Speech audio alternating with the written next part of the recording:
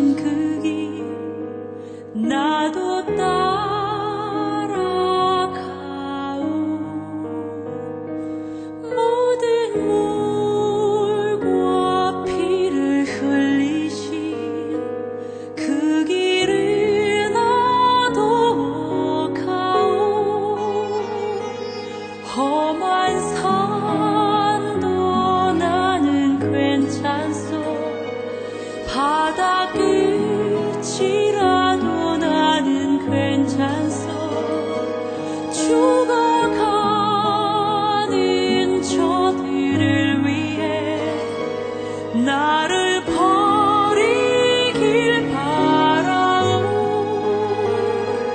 아버지 나를 보내주오. 나는 달려가겠소. 목숨도 아끼지 않겠소. 나를 보내주오.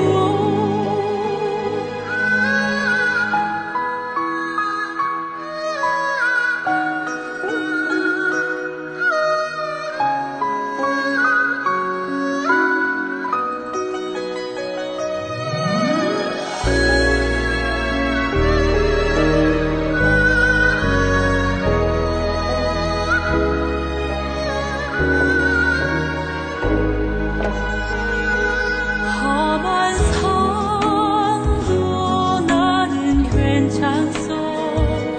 바다 끝이라도 나는 괜찮소.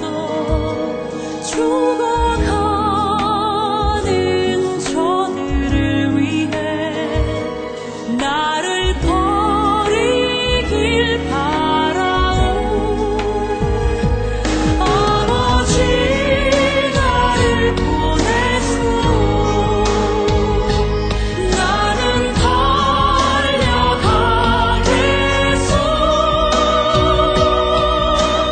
목숨도 아끼지 않겠소. 나를 보내주오. 세상이 나를 미워해도 나는 사랑하겠소. 세상을 구원한 십자가 나도 따라가오. 생명을 버리면서까지 나를 사랑한 당신 이 작은 나를 받아주오.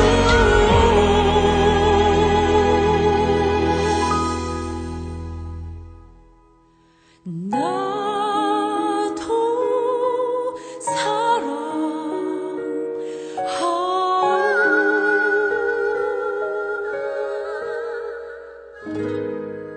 샬롬, 주님의 평강이 여러분과 함께하기를 기원합니다. 오늘 성경 읽기와 말씀 묵상을 통해 하나님의 말씀을 깨닫는 지혜와 기도하고 간구하는 모든 것들 위해 응답의 열매가 충만하기를 소망합니다. 오늘 성경 읽기 내비게이션은 역대상 24장 순번입니다. 아론 자손의 계열들이 이러하니라. 아론의 아들들은 나답과 아비후와 엘르아살과 이다말이라. 나답과 아비후가 그들의 아버지보다 먼저 죽고 그들에게 아들이 없으므로 엘르아살과 이다말이 제사장의 직분을 행하였더라. 다윗이 엘르아살의 자손 사독과 이다말의 자손 아히멜렉과 더불어 그들을 나누어 각각 그 섬기는 직무를 맡겼는데 엘르아살의 자손 중에 우두머리가 이다말의 자손보다 많으므로 나눈 것이 이러하니 엘르아살 자손의 우두머리가 16명이요 이다말 자손은 그 조상들의 가문을 따라 8명이라. 이에 제비 뽑아 피차에 차등이 없이 나누었으니 이는 성전의 일을 다스리는 자와 하나님의 일을 다스리는 자가 엘르아살의 자손 중에도 있고 이다말의 자손 중에도 있습니다. 레위 사람 느다넬의 아들 서기관 스마야가 왕과 방백과 제사장 사독과 아비아달의 아들 아히멜렉과 및 제사장과 레위 사람의 우두머리 앞에서 그 이름을 기록하여 엘르아살의 자손 중에서 한 집을 뽑고 이다말의 자손 중에서 한 집을 뽑았으니 첫째로 제비 뽑힌 자는 여호야립이요 둘째는 여다야요 셋째는 하림이요 넷째는 스오림이요 다섯째는 말기야요 여섯째는 미야민이요 일곱째는 학구스요 여덟째는 아비야요 아홉째는 예수아요 열째는 스가냐요 열한째는 엘리야십이요 열두째는 야김이요 열셋째는 훗바요 열넷째는 예세브압이요 열다섯째는 빌가요 열여섯째는 임멜이요 열일곱째는 헤실이요 열여덟째는 핫비세스요 열아홉째는 부다히야요 스무째는 여헤스겔이요 스물한째는 야긴이요 스물두째는 가물이요 스물셋째는 들라야요 스물넷째는 마시야라. 이와 같은 직무에 따라 여호와의 성전에 들어가서 그의 아버지 아론을 도왔으니 이는 이스라엘의 하나님 여호와께서 명하신 규례더라.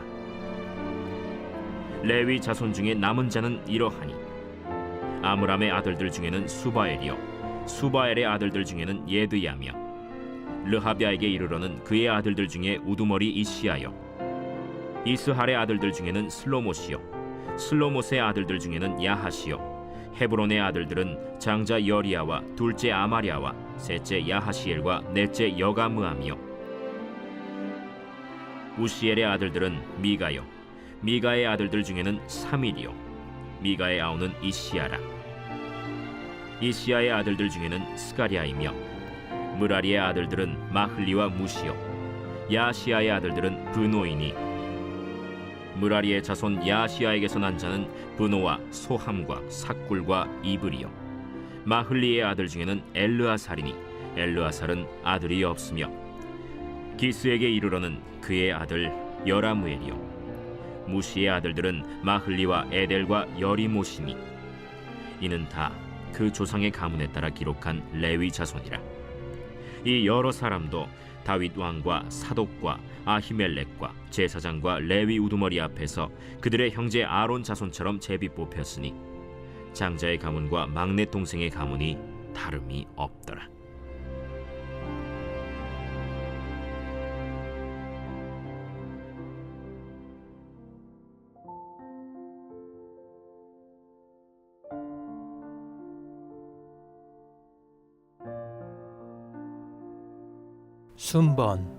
순번은 정해진 차례에 따라 맡은 일을 감당하는 질서와 규칙을 뜻합니다. 이는 줄서기나 번호표처럼 복잡한 상황을 효율적으로 관리하고 공정성을 유지하는 일상적인 원리입니다.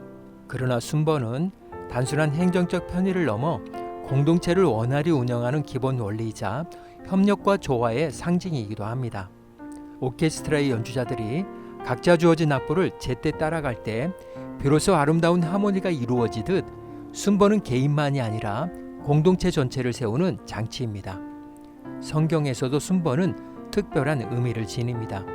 역대상 24장은 다윗이 아론의 후손을 24반열로 조직하고 제비를 뽑아 순번을 정한 장면을 기록합니다.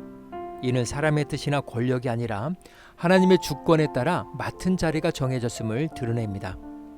따라서 앞선 자리가 더 중요하지 않고 뒤에 있다고 해서 결코 가볍지 않다는 진리를 보여주는 거룩한 장치였습니다. 하나님은 각자에게 차례를 맡기심으로써 우리를 자라게 하시고 그 과정 속에서 은혜를 경험하게 하십니다. 오늘 본문의 주제어는 순번입니다. 다윗은 제사장의 사역을 공정하고 질서 있게 진행하기 위해 아론의 후손들을 24반열로 조직하고 제비를 뽑아 순번을 정했습니다.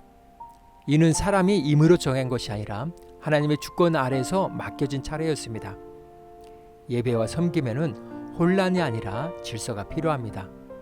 앞선 자리가 더 중요하지 않고 뒤에 있다고 해서 가볍지 않습니다. 제사장의 순번은 하나님 앞에서 모든 이가 동일하게 귀하게 쓰임받는다는 진리를 보여주는 제도였습니다. 그러나 더 본질적인 것은 순번 자체보다도 그 자리를 맡은 이가 사명을 어떻게 감당하느냐 문제입니다. 아무리 차례가 주어져도 충성하지 않으면 의미가 없습니다. 예수님께서 달란트 비유에서 말씀하신 것처럼 적게 받았든 많이 받았든 중요한 것은 잘하였도다 착하고 충성된 종아라는 칭찬을 받을 만큼 맡은 것을 충성되게 행하는 것입니다. 오늘 우리도 각자의 삶에서 하나님이 정해주신 당신의 순번을 맡고 있습니다. 교회에서의 봉사, 가정에서의 책임, 일터에서의 역할까지 내가 서 있는 자리가 바로 하나님께서 주신 차례입니다. 중요한 것은 남의 자리를 부러워하거나 내 차례의 크고 작음을 따지는 것이 아니라 지금 맡겨진 순번 속에서 사명을 끝까지 충성스럽게 감당하는 것입니다. 순번은 단순한 질서가 아니라 하나님과의 관계를 점검하고 공동체 안에서의 내 자리를 돌아보게 하는 장치입니다. 내가 맡은 자리가 크든 작든 먼저든 나중이든 모든 순번은 하나님의 주권 아래 있습니다. 그 과정을 통해 우리는 겸손과 순종을 배우고 기다림 속에서 인내를 훈련하며 봉사 속에서 섬김의 기쁨을 경험하게 됩니다. 결국 순번은 우리를 하나님의 뜻에 순종하는 거룩한 여정으로 이끄는 은혜의 통로입니다. 이 시간 기도의 자리로 나아갑니다. 하나님은 제사장의 순번을 정해주심으로써 혼란을 막고 질서 속에서 모두가 공평하게 사역을 감당하도록 하셨습니다. 이는 각자에게 주어진 역할의 소중함을 깨닫게 하는 거룩한 제도였습니다. 하나님께서 우리에게 주신 고유한 순번이 있음을 믿고 그 자리에서 충성으로 헌신하길 소망하며 기도의 자리로 나아갑니다.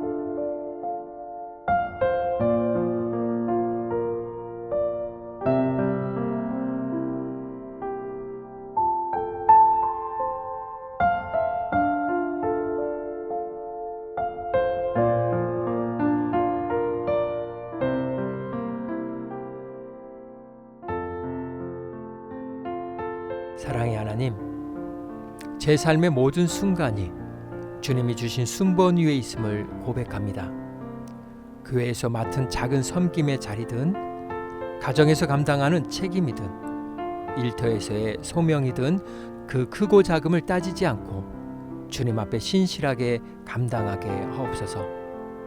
다른 사람의 자리를 부러워하거나 저의 순변을 가볍게 여기는 마음을 버리게 하시고 오늘도 질서 속에서 주님의 주권을 인정하며 겸손히 순종하는 믿음의 삶을 살게 하옵소서.